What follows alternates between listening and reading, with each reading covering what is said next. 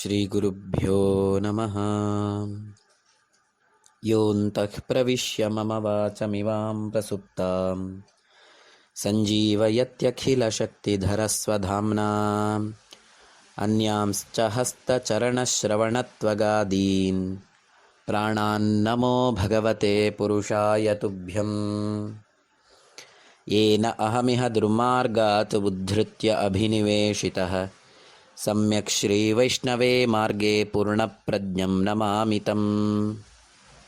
ತಪೋ ವಿದ್ಯಾ ವಿರಕ್ತ್ಯಾದಿ ಸದ್ಗುಣೌಘಾಕರಾನಹಂ ವಾದಿರಾಜಗುರೂನ್ ವಂದೇ ಹಯಗ್ರೀವಪದಾಶ್ರಯಾನ್. ಬ್ರಹ್ಮಚರ್ಯ ಹರಿಪ್ರೀತಿ ಸುವಿದ್ಯಾವಾದಶಾಲಿನಃ ಇಷ್ಟದಾನ್ ಕಷ್ಟಹರ್ತॄನ್ನಃ ವಿದ್ಯಾಮಾನ್ಯಾನ್ ಮುನೀನ್ ನುಮಃ. ಶ್ರೀಗುರುಭ್ಯೋ ನಮಃ.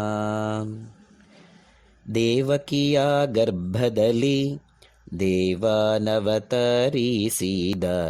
ಭಾವವನು ಬಲ್ಲಾವಿವೇಕಿಗಳು ಈ ವಸುಧೆಯೊಳಗೆ ಕೃಷ್ಣಗೆ ಜನ್ಮವ ಆವ ಪರಿಯಲ್ಲಿ ನುಡಿ ವೇಯೋ ಶೋಭಾನೆ.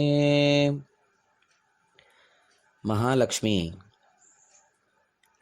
ನಾರಾಯಣನೊಂದಿಗೆ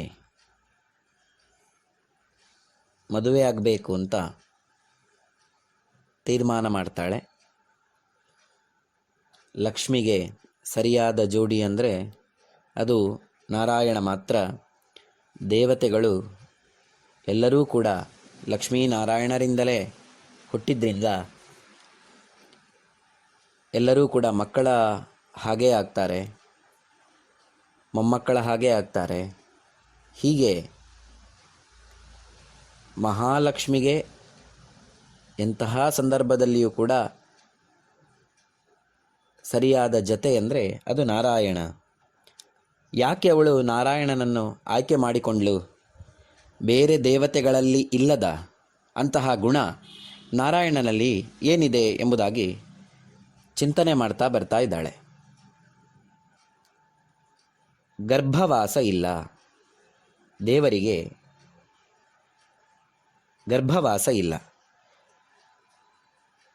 ನಾವು ತಂದೆಯ ಮುಖಾಂತರ ತಾಯಿಯ ಗರ್ಭವನ್ನು ಸೇರಿ ಆ ಗರ್ಭದಲ್ಲಿ ನಾನಾ ರೀತಿಯ ಯಾತನೆಗಳನ್ನು ಅನುಭವಿಸಿ ನಂತರ ಈ ಭೂಮಿಯನ್ನು ತಾಯಿಯ ಮುಖಾಂತರ ಬಂದು ಸೇರ್ತೇವೆ. ಆ ಗರ್ಭದಲ್ಲಿ ಆಗುವಂತಹ ದುಃಖಗಳ ಅನುಭವ ಅದು ಎಲ್ಲರಿಗೂ ಕೂಡ ಆಗ್ತದೆ. ಆದರೆ ದೇವರಿಗೆ ಈ ಗರ್ಭವಾಸದ ದುಃಖ ಇಲ್ಲ. ತಾನು ದೇವಕಿಯ ಹಾಗೂ ವಸುದೇವರ ಮಗನಾಗಿ ಜನಿಸಿದ್ರೂ ಕೂಡ ಚಿನ್ಮಯಾಕೃತಿಯಾಗಿಯೇ ಜನಿಸಿದ, ಜ್ಞಾನಾನಂದಮಯನಾಗಿಯೇ ಜನಿಸಿದ ಎಂಬುದಾಗಿ ಶಾಸ್ತ್ರ ತಿಳಿಸ್ತದೆ.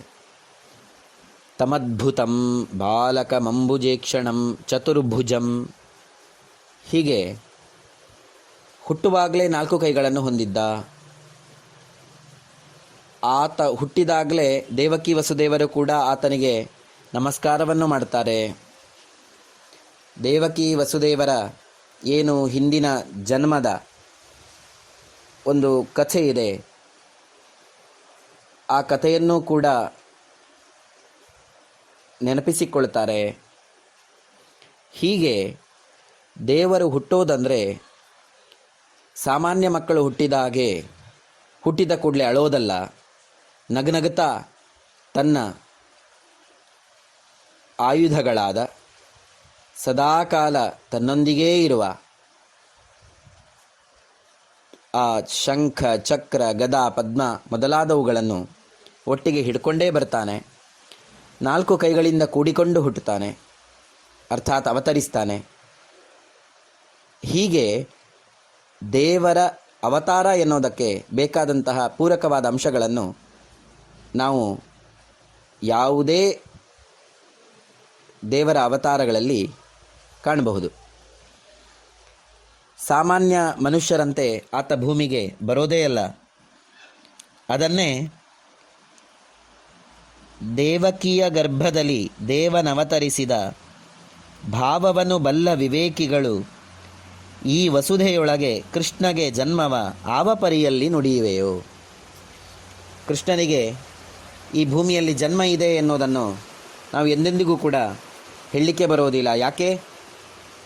ನಂತರವೂ ಕೂಡ ತಾನು ಕೃಷ್ಣನಾಗಿ ಅವತರಿಸಿದ ಮೇಲೂ ಕೂಡ ತನ್ನನ್ನು ಸಾಕಿದಂತಹ ಯಶೋದೆಗೆ ತನ್ನ ಬಾಯಿಯಲ್ಲಿ ಭುವನವೆಲ್ಲವ ತೋರಿದುದಿಲ್ಲವೇ, ಆ ವಿಷ್ಣು ಗರ್ಭದೊಳಡಗುವನೆ. ಇಡೀ ಬ್ರಹ್ಮಾಂಡವನ್ನೇ ತನ್ನ ಬಾಯೊಳಗೆ ತನ್ನ ತಾಯಿಯಾದ ಯಶೋದೆಗೆ ತೋರುತ್ತಾನೆ. ಅಂತಹ ಆ ಕೃಷ್ಣ ಗರ್ಭದೊಳಗೆ ಅಡಗಲಿಕ್ಕೆ ಸಾಧ್ಯವ? ಇಡೀ ಬ್ರಹ್ಮಾಂಡವನ್ನೇ ತನ್ನ ಹೊಟ್ಟೆಯೊಳಗೆ ಇಟ್ಟುಕೊಂಡವ. ತಾನು ಒಂದು ಯಕ್ಕಶ್ಚಿತ್ ಗರ್ಭದೊಳಗೆ ನಿಲ್ಲುವಷ್ಟು ಅಸ್ವತಂತ್ರನೇ ಎಂಬುದನ್ನು ತಿಳಿಸ್ತಾರೆ. ಆದ್ದರಿಂದಲೇ ದೇವರು ಗರ್ಭವಾಸದಿಂದ ರಹಿತನಾಗಿರುವವ ಎಂಬುದನ್ನು ಸ್ಪಷ್ಟವಾಗಿ ತಿಳಿಸ್ತಾರೆ. ಆತನ ಸಾಮರ್ಥ್ಯ ಅದು ಸಾಮಾನ್ಯ ಮಟ್ಟದ್ದಲ್ಲ. ತಾನು ಯಾವುದೇ ಯುದ್ಧದಲ್ಲಿಯೂ ಕೂಡ ದೇವತೆಗಳನ್ನು ಎಲ್ಲರನ್ನೂ ಸೋಲಿಸಿ ಇರುವವ. ಅಂತಹ ಕೃಷ್ಣ, ಆತನಿಗೆ ಕಾಮಕ್ರೋಧಾದಿಗಳೂ ಇಲ್ಲ.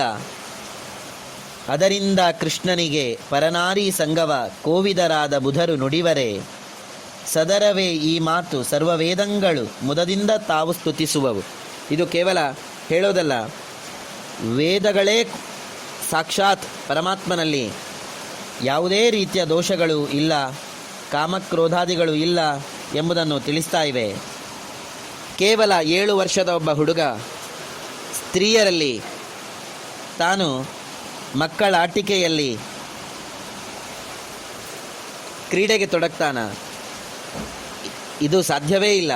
ಆದ್ದರಿಂದಲೇ ತಾನು ಅವರ ಅರ್ಥಾತ್ ಗೋಪಿಕಾ ಸ್ತ್ರೀಯರ ತಪಸ್ಸು ಏನಿದೆ ಆ ತಪಸ್ಸಿಗೆ ಫಲವನ್ನು ತಾನು ಕೃಷ್ಣಾವತಾರದಲ್ಲಿ ನೀಡಿದ ಹೊರತು ಕಾಮದಿಂದ ಅಲ್ಲ ಎಂಬುದನ್ನು ಸ್ಪಷ್ಟವಾಗಿ ತಿಳಿಸ್ತಾರೆ.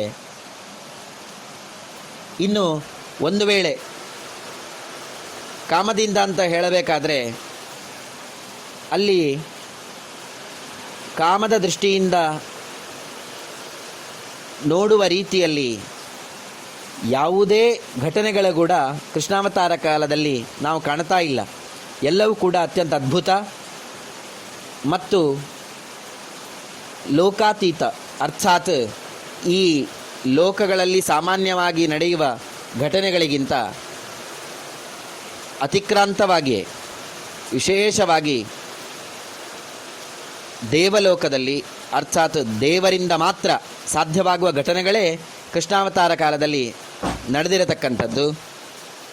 ಎಲ್ಲ ತನ್ನ 16,108 ಮಡದಿಯರಲ್ಲಿ 10 ಕ್ರಮದಿಂದ 10 ಮಕ್ಕಳನ್ನು, ಗಂಡು ಮಕ್ಕಳನ್ನು ಕೃಷ್ಣ ತಾನು ಹುಟ್ಟಿಸಬೇಕಾದ್ರೆ, ಏಕಕಾಲದಲ್ಲಿ ಈ ಕ್ರಿಯೆ ಆಗಬೇಕಾದ್ರೆ ಆ ಎಲ್ಲ ಮಕ್ಕಳು ಒಂದೇ ರೀತಿಯಾದ ಸಾಮರ್ಥ್ಯ, ಒಂದೇ ರೀತಿಯಾದ ಗುಣಲಕ್ಷಣ, ಒಂದೇ ರೀತಿಯಾದ ಸೌಂದರ್ಯ ಇದನ್ನೆಲ್ಲ ಆ ಮಕ್ಕಳು ಹೊಂದಿರಬೇಕಾದ್ರೆ ಇದು ಕೇವಲ ಒಂದು ಕಾಮದಿಂದ ಹುಟ್ಟಿದಂತಹ ವ್ಯವಸ್ಥೆ ಅಲ್ಲ.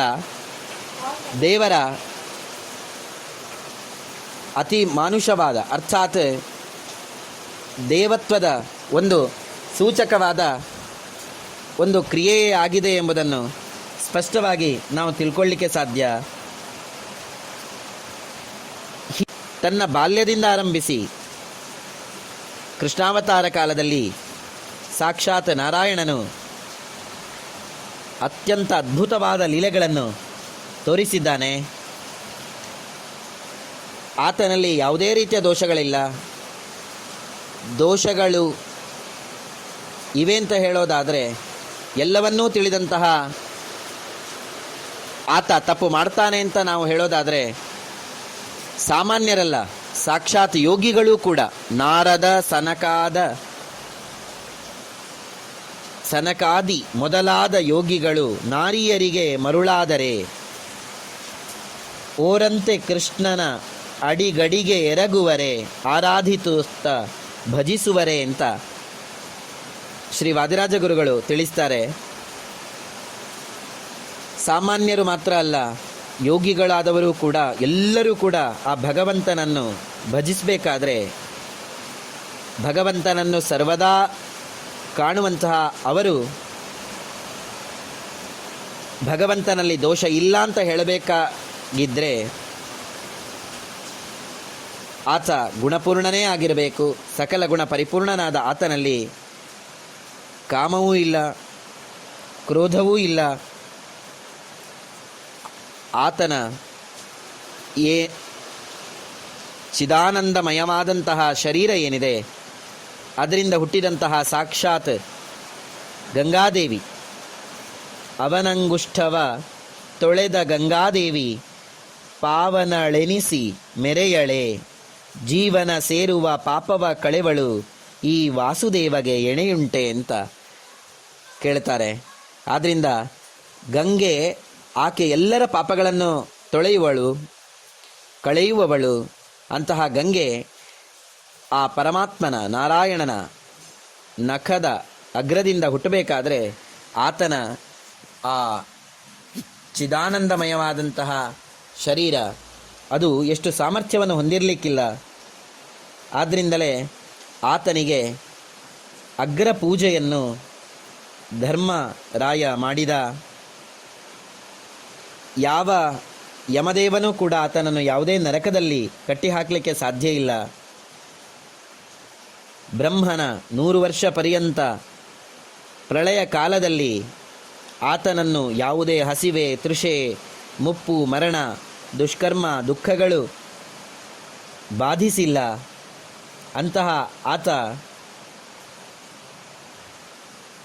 ತಾನು ತನ್ನ ಅವತಾರ ಕಾಲದಲ್ಲಿಯೂ ಕೂಡ ಲೀಲೆಗಳನ್ನು ತೋರಿಸ್ತಾ ತಾನೇ ಮತ್ತೆ ಮತ್ತೆ ಬಂದ ದವಾಗ್ನಿಯನ್ನು ಕೃಷ್ಣಾವತಾರ ಕಾಲದಲ್ಲಿ ಪಾನ ಮಾಡ್ತಾನೆ. ಆದ್ದರಿಂದ ಅವನನ್ನು ಕಟ್ಟಿ ಹಾಕುವವರು ಯಾರು? ಯಾವುದೇ ಅಗ್ನಿ ಆತನೆದುರಿಗೆ ಏನೂ ಸಾಮರ್ಥ್ಯವನ್ನು ಹೊಂದಿರಲಿಕ್ಕಿಲ್ಲ. ಕಿಚ್ಚ ನುಂಗಿದನು ನಮ್ಮ ಶ್ರೀಕೃಷ್ಣನು, ತುಚ್ಚ ನರಕದೊಳು ಅನಲನಿಗೆ ಬೆಚ್ಚುವನಲ್ಲ, ಅದರಿಂದಿವಗೆ ನರಕ ಮೆಚ್ಚುವರಲ್ಲ ಬುಧರೆಲ್ಲ. ಆದ್ದರಿಂದಲೇ ತಾನು ಪೂರ್ಣವಾಗಿ ಹುಟ್ಟುವ ಸಂದರ್ಭದಲ್ಲೇ, ಅವತರಿಸುವ ಸಂದರ್ಭದಲ್ಲೇ ಶಂಖ ಚಕ್ರ ಗದಾ ಪದ್ಮಧಾರಿಯಾಗಿ ಅವತಾರವನ್ನು ಮಾಡ್ತಾ ಪೀತಾಂಬರವನ್ನು ತೊಟ್ಟು ಭೂಷಣಗಳನ್ನು ಧರಿಸಿ ನವರತ್ನದ ಕಿರೀಟವನ್ನು ಹೊತ್ತು ಜೊತೆಯಲ್ಲಿ ಶ್ರೀವತ್ಸಧಾರಿಯಾಗಿ ಬಂದಂತಹ ಕೃಷ್ಣ ಆತ ಸಾಮಾನ್ಯವಾಗಿ ನಮ್ಮಂತೆ ಹುಟ್ಟಿದ ಅಂತ ಹೇಳಿದರೆ ತಪ್ಪಾಗುತ್ತೆ. ಆತನಿಗೆ ಹುಟ್ಟು ಎಂಬುದು ಅವತಾರವೇ. ಆತ ಇಳಿದು ಬರೋದೇ ಹೊರತು ನಮ್ಮಂತೆ ಹುಟ್ಟೋದಲ್ಲ. ಅದನ್ನೇ ಕುಸುಮ ನಾಭನಿಗೆ ಸರಿಯುಂಟೆ ಎಂಬುದಾಗಿ ಲಕ್ಷ್ಮಿ ಚಿಂತಿಸ್ತಾಳೆ. ಒಂದೊಂದು ಗುಣಗಳು ಇದ್ದಾವು ಇವರಲ್ಲಿ ಸಂದೆಣಿಸಿವೆ ಬಹುದೋಷ, ಕುಂದೆಳ್ಳಷ್ಟಿಲ್ಲದ ಮುಕುಂದನೆ ತನಗೆಂದು ಇಂದಿರೇ ಪತಿಯ ನೆನೆದಳು. ಹೀಗೆ ಯಾವುದೇ ರೀತಿಯ ದೇವತೆಗಳಲ್ಲಿ ಇರುವ ಯಾವುದೇ ರೀತಿಯ ಸಾಮಾನ್ಯ ದೋಷಗಳು, ಯಾವುದೇ ರೀತಿಯ ದೊಡ್ಡ ದೋಷಗಳು ಕೂಡ ಇಲ್ಲದೆ ದೋಷ ದೂರನೆಂದೆನ್ನಿಸಿರುವಂತಹ ಪರಮಾತ್ಮ, ಸಕಲ ಗುಣ ಪರಿಪೂರ್ಣನಾಗಿರುವವ, ಅವನೇ ತನಗೆ ಸರಿಯಾದ ಜತೆ ಪತಿ ಎಂದೆಂದಿಗೂ ಕೂಡ ಯುವಾಂ ಯುವಾನೋ ಸತತಂ ಯುವಯೋರ್ ನವಯೋಧಿಕ ಅಂತ ಶ್ರೀ ವಾದಿರಾಜ ಗುರು ಸಾರ್ವಭೌಮರೇ ಶ್ರೀಶ ಗುಣ ದರ್ಪಣದಲ್ಲಿ ಹೊಗಳಿದಂತೆ ಸಂತೋಷ ಮನದಿ ನೆನೆವುತ್ತ ತನ್ನ ಶ್ರೀಕಾಂತ ನಿದ್ದೆಡೆಗೆ ನಡೆದಾಳು. ಭಗವಂತನ ಹತ್ತಿರ ಮಹಾಲಕ್ಷ್ಮಿ ನಡೀತಾಳೆ. ಮನ್ಮಥನನ್ನೇ ಗೆಲ್ಲುವಂತಹ ಸೌಂದರ್ಯ ನಾರಾಯಣನದ್ದು. ಅಂತಹ ಮನ್ಮಥ ಜನನಿಯಾಗಿರುವ ಲಕ್ಷ್ಮಿಯು ತಾನು ನಸು ನಗುತ್ತ ಬಂದು ಪುರುಷೋತ್ತಮನ ಕಂಡು ನಮಿಸಿದಳು ಅಂತ ಹೇಳ್ತಾರೆ. ಭಗವಂತನಿಗೆ ಬಂದು ನಮಿಸ್ತಾಳೆ. ತನ್ನ ಈ ಸೌಂದರ್ಯ ಅದು ಭಗವಂತನಿಗೆ ಮೀಸಲಾಗಿರುವಂಥದ್ದು. ಆದ್ದರಿಂದಲೇ ಪೀನ ಕಂಧರದ ತ್ರಿವಿಕ್ರಮ ರಾಯನ ಕೊರಳಿನ ಮೇಲಿಟ್ಟು ನಮಿಸಿದಳು. ನಾನಾ ಕುಸುಮಗಳಿಂದ ಮಾಡಿದ ಮಾಲೆಯ ಶ್ರೀನಾರಿ ತನ್ನ ಕರದಲ್ಲಿ. ಆ ಮಹಾಲಕ್ಷ್ಮಿ ತನ್ನ ಕೈಯಲ್ಲಿದ್ದಂತಹ ಯಾವ ಮಾಲೆ ಇದೆ ಆ ಮಾಲೆಯನ್ನು ಭಗವಂತನಿಗೆ ಅರ್ಪಿಸಿದ್ಲು. ಆಭರಣ, ನವರತ್ನದ ಮಕುಟ, ಹೀಗೆ ಎಲ್ಲವನ್ನು ಧಾರಣೆ ಮಾಡಿಕೊಂಡು ತಾನು ಹರಿಗೆ ವಧು ಅಂತ ಎನಿಸಿದ್ಲಂತೆ. ಸಮುದ್ರ ರಾಜನ ಅಳಿಯ ಅಂತ ನಾರಾಯಣ ಎನಿಸಿಕೊಂಡ. ಹೀಗೆ ಆ ಸಂದರ್ಭದಲ್ಲಿ ಕೊಂಬು, ಗಹಳೆಗಳು, ತಾಳ ಮದ್ದಳೆಗಳು, ತಂಬಟೆ, ಭೇರಿ, ಪಟಹಗಳು, ಭೊಂಭೊಂ ಎಂಬ ಶಂಖ, ಡೊಳ್ಳು, ಮೌರಿಗಳು ಅಂಬುಜಿಯ ಮನೆಯಲ್ಲೆಸೆದವು. ಶ್ರೀ ವಾದಿರಾಜ ಗುರುಗಳು ತಿಳಿಸ್ತಾರೆ, ಈ ಎಲ್ಲ ವಾದ್ಯಗಳು ಆಗ ಶಬ್ದವನ್ನು ಮಾಡ್ತವೆ. ಷೋಡಶೋಪಚಾರ ಪೂಜೆಯನ್ನು ಸಮುದ್ರರಾಜ ಅಳಿಯಗೆ ಮಾಡಿ ವೇದೋಕ್ತ ಮಂತ್ರದಿಂದ ವಸಿಷ್ಠ, ನಾರದರೆ ಮೊದಲಾದ ಋಷಿಗಳು ಈ ಮದುವೆಯ ಕಾರ್ಯಕ್ರಮವನ್ನು ನಡೆಸಿಕೊಡ್ತಾರೆ. ಎಲ್ಲರೂ ಕೂಡ ತುಂಬ ಸಂತುಷ್ಟರಾಗಿ ದೇವರನ್ನು ಕರೀತಾರೆ. ಕಂಜ ಲೋಚನನೇ ಬಾ, ಮಂಜುಳಾ ಮೂರ್ತಿ ಬಾ, ಕುಂಜಾರ ವರದಾಯಕನೇ ಬಾ ಎಂಬುದಾಗಿ ಕರೆದು ಆ ಲಕ್ಷ್ಮೀನಾರಾಯಣರ ಸ್ವಯಂವರವನ್ನು ಬಹಳ ಸಂಭ್ರಮದಿಂದ ಮಾಡ್ತಾರೆ. ದೇವತೆಗಳೆಲ್ಲ ತಾವೂ ಕೂಡ ತಲೆಯನ್ನು ಬಾಗಿ ಒಬ್ಬೊಬ್ಬರು ಒಂದೊಂದು ಉಡುಗೊರೆಯನ್ನು ನೀಡ್ತಾರೆ. ಬ್ರಹ್ಮ ತನ್ನ ಪತ್ನಿಯೊಂದಿಗೆ ಬಂದಿದ್ದ, ಕೌಸ್ತುಭವನ್ನು ಕೊಟ್ಟ. ಶಿವ ತನ್ನ ಪತ್ನಿಯೊಂದಿಗೆ ಬಂದಿದ್ದ, ಅವನು ಮಸ್ತಕದ ಮಣಿಯನ್ನು ಇತ್ತ. ಹಾಗೆಯೇ ಮುಖ್ಯಪ್ರಾಣ ಬಂದಿದ್ದ, ಅವನು ಸರವನ್ನು ಕೊಟ್ಟ. ಬೇರೆ ಬೇರೆ ರೀತಿಯ ದೇವತೆಗಳು ಮುಕ್ತರಾದವರು ಬಂದಿದ್ದರು, ಅವರೆಲ್ಲರೂ ಕೂಡ ಮುತ್ತಿನ ಮಾಲೆಯನ್ನು ಕೊಟ್ಟರು. ಹೀಗೆ ದೇವರು ತಮಗೆ ಏನನ್ನು ಕೊಟ್ಟಿದ್ರೋ ಅದನ್ನು ಎಲ್ಲವನ್ನೂ ಕೂಡ ದೇವರಿಗೆ ಮರಳಿ ಆ ದೇವತೆಗಳೆಲ್ಲ ಅರ್ಪಿಸಿದ್ರು. ಹೇಗೆ ತಂದೆ ತಾಯಿಯರು ತಮ್ಮ ಮಕ್ಕಳಿಗೆ ಮಾಡಿಸಿದಂತಹ ಯಾವ ಬಂಗಾರ ಇದೆ, ಆ ಬಂಗಾರ ತಂದೆ ತಾಯಿಯ ಅನುಗ್ರಹ ಅಂತ ತಿಳಿದು ಅವರದ್ದೇ ಮುಂದಕ್ಕೆ ಬೇರೆ ಬೇರೆ ಏನಾದರೂ ಕಾರ್ಯಕ್ರಮಗಳು ಇದು ಆದಾಗ ಅವರ ಅನುಗ್ರಹ ಅಂತ ತಿಳಿದು ಕೊಡ್ತಾರೋ, ಅದೇ ರೀತಿಯಲ್ಲಿ ದೇವತೆಗಳೆಲ್ಲ ದೇವರೇ ತಮಗೆ ಕೊಟ್ಟದ್ದು ಎಂಬುದಾಗಿ ಮತ್ತೆ ಪುನಃ ದೇವರಿಗೆ ಅದನ್ನು ಅರ್ಪಣೆ ಮಾಡ್ತಾರೆ. ಅರ್ಪಣೆ ಮಾಡಿ ಆ ಲಕ್ಷ್ಮಿಯ ಏನು ಸ್ವಯಂವರ ಇದೆ ಇದನ್ನು ತುಂಬ ಸಂತೋಷದಿಂದ ಅನುಭವಿಸ್ತಾರೆ. ತಾವು ಸಾಕ್ಷಾತ್ ಭಗವಂತನನ್ನು, ಮಹಾಲಕ್ಷ್ಮಿಯನ್ನು ಕಣ್ಣು ತುಂಬ ಕಂಡು ಸಂತೋಷ ಪಡ್ತಾರೆ. ಹೀಗೆ ಆ ಮಹಾಲಕ್ಷ್ಮಿಯ ನಾರಾಯಣನ ಸ್ವಯಂವರ ಆ ಕಥೆಯನ್ನು ಶ್ರೀ ವಾದಿರಾಜ ಗುರು ಸಾರ್ವಭೌಮರು ಮುಗಿಸಿ, ಈ ಕಥೆ ಭಗವಂತನಿಗೆ ಇಷ್ಟ ಆಗಲಿ, ಈ ಸ್ವಯಂವರದಲ್ಲಿ ಯಾವ ರೀತಿಯ ಒಂದು ಮಾಂಗಲ್ಯ ಉಂಟಾಗ್ತದೋ ಅದೆಲ್ಲವೂ ಕೂಡ ಭಕ್ತರಿಗೆ ಸಿಗಲಿ, ದಯದಿ ನಮ್ಮೆಲ್ಲರ ಸಲಹಲಿ. ಹೇಗೆ ಲಕ್ಷ್ಮಿಗೆ ಕ್ಷೀರಾಂಬುಧಿಯಲ್ಲಿ ನಾರಾಯಣ ಜಯವನ್ನಿತ್ನೋ ಅಂತಹ ನಾರಾಯಣ ನಮಗೆ ದಯವನ್ನುಂಟು ಮಾಡಲಿ, ತಾಪವನ್ನು ಕಳೆದು ತನ್ನ ಶ್ರೀಚರಣ ಸಮೀಪದಲ್ಲಿಟ್ಟು ಸಲಹಲಿ ಅಂತ ವಾದಿರಾಜ ಗುರು ಸಾರ್ವಭೌಮರು ತಮ್ಮ ಬಗ್ಗೆಯೂ ನಮ್ಮ ಪರವಾಗಿಯೂ ಪ್ರಾರ್ಥನೆಯನ್ನು ಮಾಡಿಕೊಳ್ಳುತ್ತಾ ಈ ಲಕ್ಷ್ಮೀ ಶೋಭಾನ ಪದವನ್ನು ಮುಗಿಸಿದ್ದಾರೆ.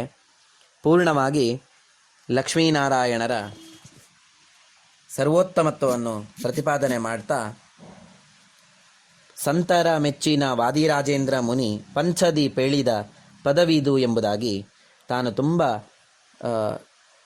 ಸಂತೋಷದಿಂದ ಈ ಪದವನ್ನು ಹಾಡಿದ್ದೇನೆ ಎಂಬುದನ್ನು ತಿಳಿಸಿದ್ದಾರೆ.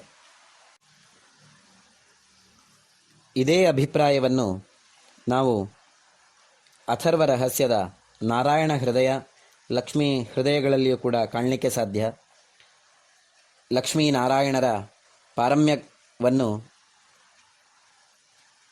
ಈ ಲಕ್ಷ್ಮೀ ಹೃದಯ, ನಾರಾಯಣ ಹೃದಯದಲ್ಲಿಯೂ ಕೂಡ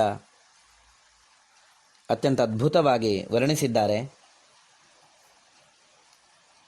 ತ್ವಯಾಪ್ಯಹಂ ನ ಸೃಷ್ಟಶ್ಚೇತ್ ನ ಸ್ಯಾತ್ತವ ದಯಾಲುತ ಆಮಯೋ ನೈವ ಸೃಷ್ಟಶ್ಚೇತ್ ಔಷಧಸ್ಯ ವಚೋದಯ. ಭಗವಂತ ಇಡೀ ಪ್ರಪಂಚವನ್ನು ಸೃಷ್ಟಿ ಮಾಡಿದವ, ಎಲ್ಲರೂ ಕೂಡ ಆತನ ಸೃಷ್ಟಿಯ ಒಳಗೆ ಬರುವವರು. ಆತನ ದಯೆ ಇಲ್ಲದಿದ್ದರೆ ಯಾರೂ ಯಾವ ಕರ್ಮಗಳನ್ನು ಮಾಡಲಿಕ್ಕೆ ಸಾಧ್ಯ ಇಲ್ಲ. ಆದ್ದರಿಂದಲೇ ಉಳಿದ ಎಲ್ಲರೂ ಕೂಡ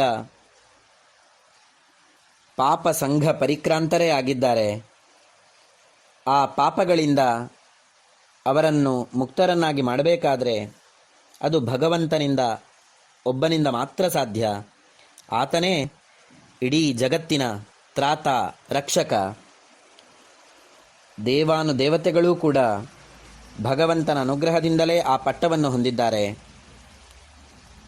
ಭಗವಂತನೇ ನೀಡಿದ ಪದವಿಗಳನ್ನು, ಭಗವಂತನೇ ನೀಡಿದ ಆಭರಣ ವಿಭೂಷಣಾದಿಗಳನ್ನು ಭಗವಂತನಿಗೆ ಸಮರ್ಪಿಸಿ ತಾವು ಸಂತೋಷವನ್ನು ಪಡ್ತಾರೆ. ಲಕ್ಷ್ಮೀ ಶೋಭಾನ ಪದದಲ್ಲಿ ಕಂಡಂತೆ ಭಗವಂತನಿಗೆ ಯಾವುದೇ ರೀತಿಯ ಗರ್ಭವಾಸಾದಿ ದುಃಖಗಳಿಲ್ಲ. ಎಂದಿಗೂ ಕೂಡ ಯಾವುದೇ ದೇವತೆಗಳಿಂದ ಆತ ಸೋಲೋದು ಅಂತ ಇಲ್ಲ. ಬ್ರಹ್ಮರುದ್ರಾದಯೋ ದೇವಾಹ ಅಂತ ಲಕ್ಷ್ಮೀ ಹೃದಯದಲ್ಲಿಯೂ ಕೂಡ ಲಕ್ಷ್ಮಿಯ ವರ್ಣನೆಯನ್ನು ಮಾಡುವಾಗ ಬ್ರಹ್ಮರುದ್ರಾದಯೋ ದೇವ ವೇದಾಶ್ಚಾಪ್ರ ಶಕ್ನಯು ಮಹಿಮಾನಂ ತವ ಸ್ತೋತುಂ ಮಂದೋಹಂ ಶಕ್ನುಯಾಂ ಕಥಂ. ಬ್ರಹ್ಮ ರುದ್ರರೇ ಮೊದಲಾದ ದೇವತೆಗಳು, ವೇದಗಳೂ ಕೂಡ ಲಕ್ಷ್ಮಿಯನ್ನು, ನಾರಾಯಣನನ್ನು ಹೊಗಳಲಿಕ್ಕೆ ಪೂರ್ಣವಾಗಿ ಸಾಧ್ಯ ಇಲ್ಲ.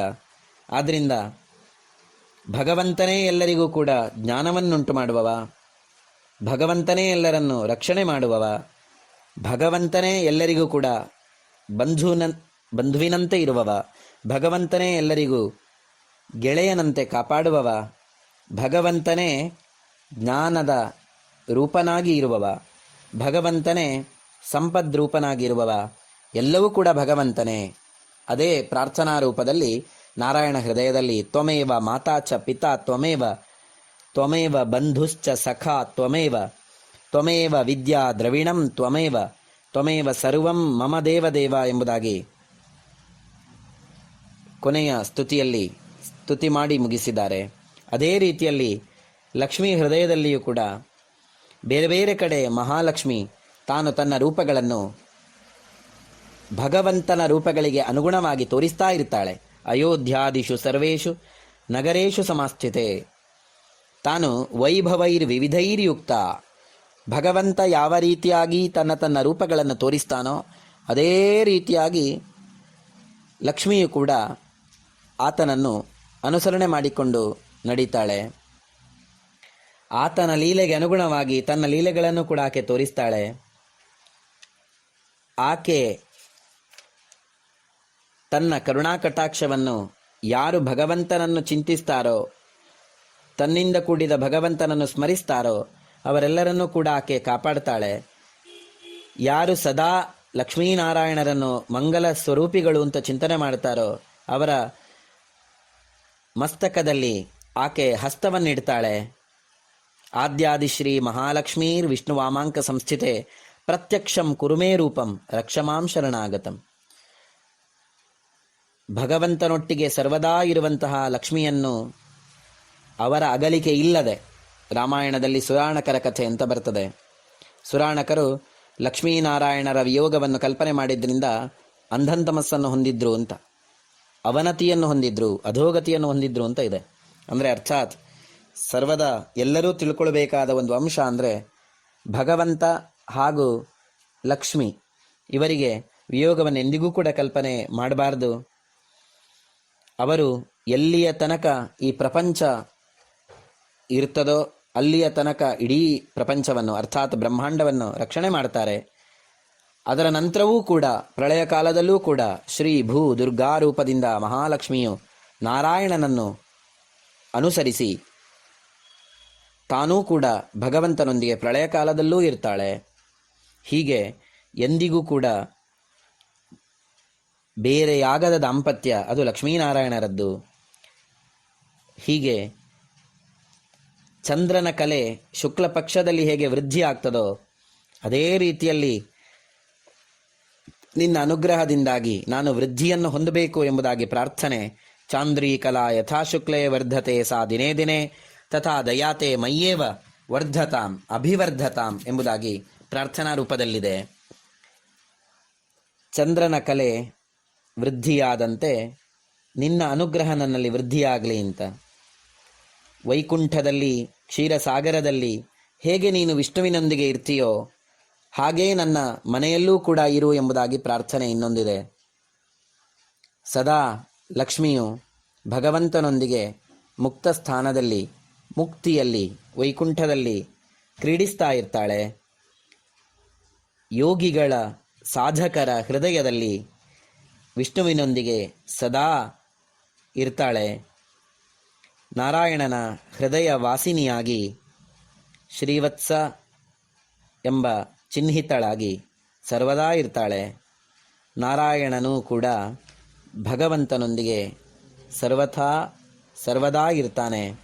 ಹೀಗೆ ಇಬ್ಬರದ್ದು ಅದು ಎಂದಿಗೂ ಕೂಡ ಅಗಲಿಕೆ ಇಲ್ಲದ ಜೋಡಿ.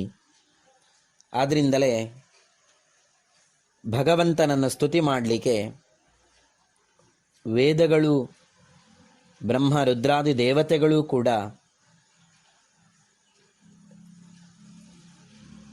ಕಾಯ್ತಾ ಇರ್ತವೆ. ಅರ್ಥಾತ್ ಭಗವಂತನ ಸ್ತುತಿಯನ್ನು ಸರ್ವದಾ ಮಾಡ್ತವೆ.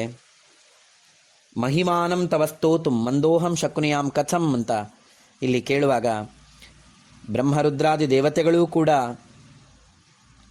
ನಿಮ್ಮ ಮಹಿಮೆಯನ್ನು ಪೂರ್ಣವಾಗಿ ತಿಳಿಸಲಿಕ್ಕೆ ಅಶಕ್ತರಾಗಿರುವಾಗ ನಾವು ಎಲ್ಲಿಂದ ತಿಳಿಸಬೇಕು?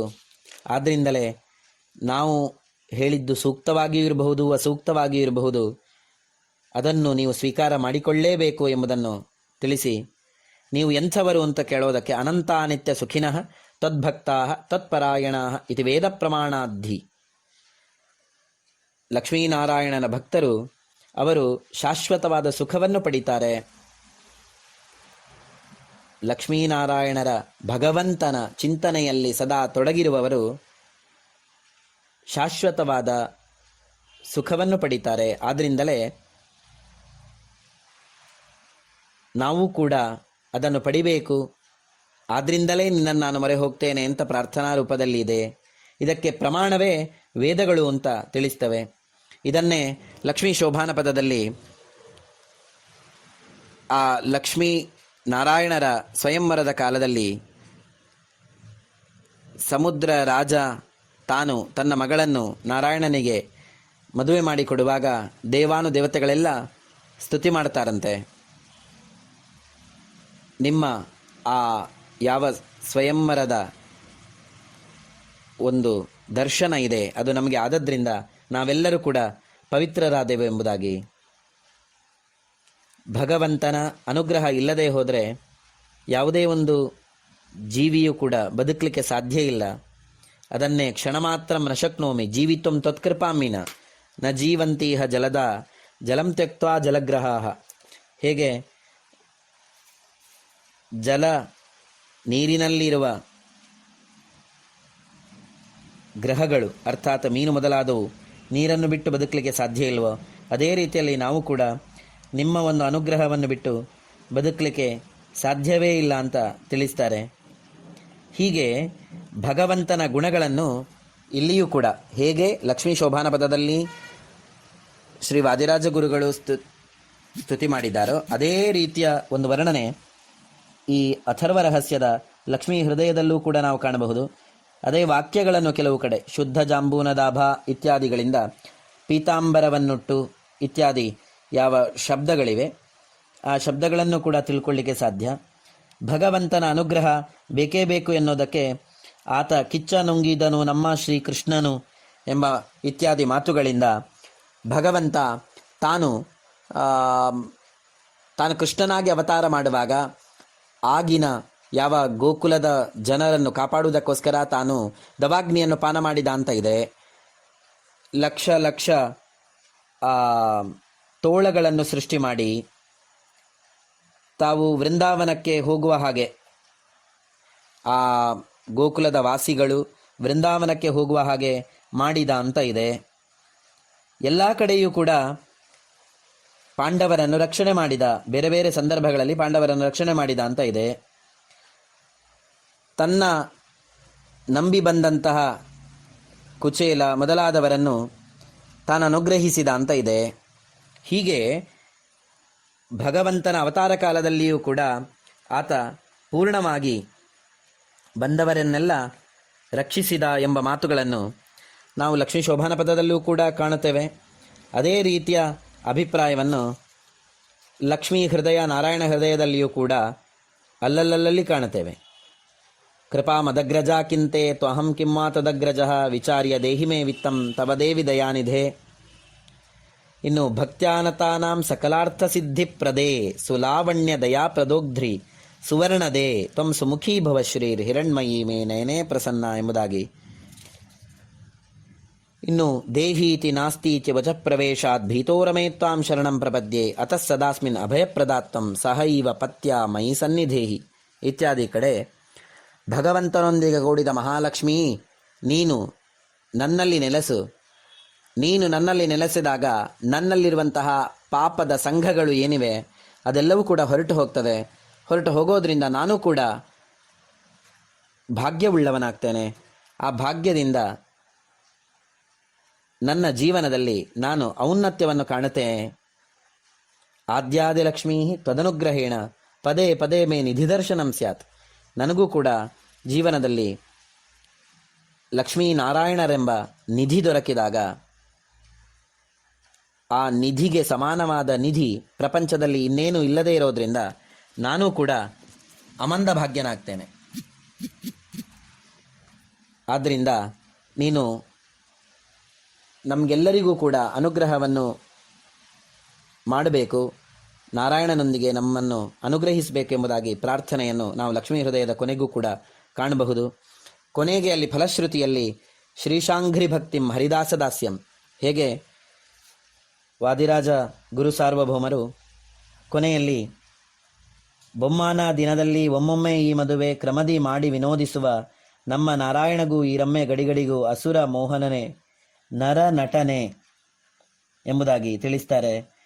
ಮದುವೆಯ ಮನೆಯಲ್ಲಿ ಈ ಪದನ ಪಾಡಿದರೆ ಮದುಮಕ್ಕಳಿಗೆ ಮುದಬಹುದು, ವಧುಗಳಿಗೆ ವಾಲೆ ಭಾಗ್ಯ ದಿನದಿನಕ್ಕೆ ಹೆಚ್ಚುವುದು ಮದನನಯ್ಯನ ಕೃಪೆಯಿಂದ ಅಂತ ಹೇಳಿ ಆಯುಷ್ಯ ಭವಿಷ್ಯ ದಿನದಿನಕ್ಕೆ ಹೆಚ್ಚುವುದು ನಿರಾಯಾಸದಿಂದ ಸುಖಿಪರು, ನಿರಾಯಾಸದಿಂದ ಸುಖಿಪರು ಅಂತ ಹೇಳ್ತಾರೆ. ಅದನ್ನೇ ಶ್ರೀಶಾಂಘ್ರಿ ಭಕ್ತಿ, ಹರಿದಾಸದಾಸ್ಯ, ಪ್ರಸನ್ನ ಮಂತ್ರ ದೃಢೈಕನಿಷ್ಠ, ಗುರುವಿನ ಸ್ಮೃತಿ, ನಿರ್ಮಲ ಬೋಧಬುದ್ಧಿ, ವಾದಾರ್ಥ ಸಿದ್ಧಿ, ಬಹುಲೋಕವಶ್ಯ ವಯಸ್ಥಿರತ್ವ, ಲಲನಾ ಸುಭೋಗ, ಪೃಥ್ವೀಪತಿತ್ವ, ಪುರುಷೋತ್ತಮತ್ವ, ವಿಭೂತಿವಾಸ, ವಿವಿಧಾರ್ಥ ಸಿದ್ಧಿ, ಸಂಪೂರ್ಣ ಕೀರ್ತಿ, ಬಹುವರ್ಷ ಭೋಗ ಇತ್ಯಾದಿ ಫಲಶ್ರುತಿಗಳಲ್ಲಿ, ಪೌತ್ರಾದಿ ಲಬ್ಧಿ, ಸಕಲಾರ್ಥ ಸಿದ್ಧಿ ಇತ್ಯಾದಿ ಫಲಶ್ರುತಿಗಳಲ್ಲಿ ನಾವು ಇದೆಲ್ಲವನ್ನು ಕೂಡ ಆಯುಷ್ಯ ಭವಿಷ್ಯ ದಿನದಿನಕ್ಕೆ ಹೆಚ್ಚುವುದು, ಭವಿಷ್ಯ ಅಂದರೆ ಒಳ್ಳೆಯ ರೀತಿಯಲ್ಲಿ ಆತ ಬದುಕಲಿಕ್ಕೆ ಬೇಕಾದಂತಹ ಸಂಪತ್ತುಗಳನ್ನು ಲಕ್ಷ್ಮೀನಾರಾಯಣರು ನೀಡ್ತಾರೆ. ನಿರಾಯಾಸದಿಂದ ಸುಖಿಪರು, ಹೇಗೆ ಲಕ್ಷ್ಮೀನಾರಾಯಣ ಹೃದಯದ ಒಂದು ಅನುಸಂಧಾನದಿಂದ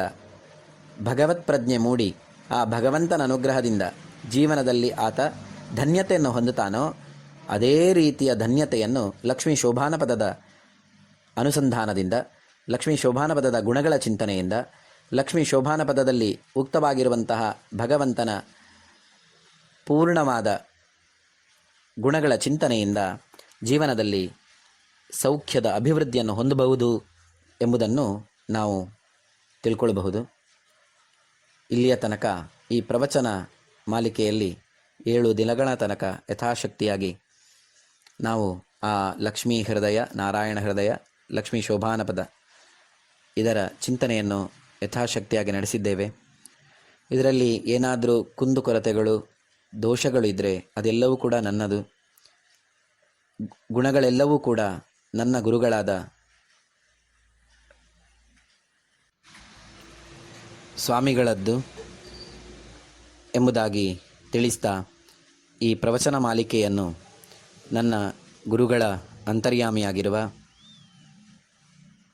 ವಾದಿರಾಜ ಗುರು ಸಾರ್ವಭೌಮರ ಅಂತರ್ಯಾಮಿಯೂ ಆಗಿರುವ ಹಯಗ್ರೀವ ನಾಮಕ ಭಗವಂತನಲ್ಲಿ ಅರ್ಪಣೆ ಮಾಡ್ತಾ ಇದ್ದೇನೆ. ಶ್ರೀಕೃಷ್ಣಾರ್ಪಣಮಸ್ತು. ಯಸ್ಸರ್ವಗುಣ ಸಂಪೂರ್ಣಃ ಸರ್ವದೋಷ ವಿವರ್ಜಿತಃ ಪ್ರಿಯತಾಂ ಪ್ರೀತಯೇವಾಲಂ ವಿಷ್ಣುರ್ಮೇ ಪರಮಸುಹೃತ್. ಶ್ರೀಕೃಷ್ಣಾರ್ಪಣಮಸ್ತು.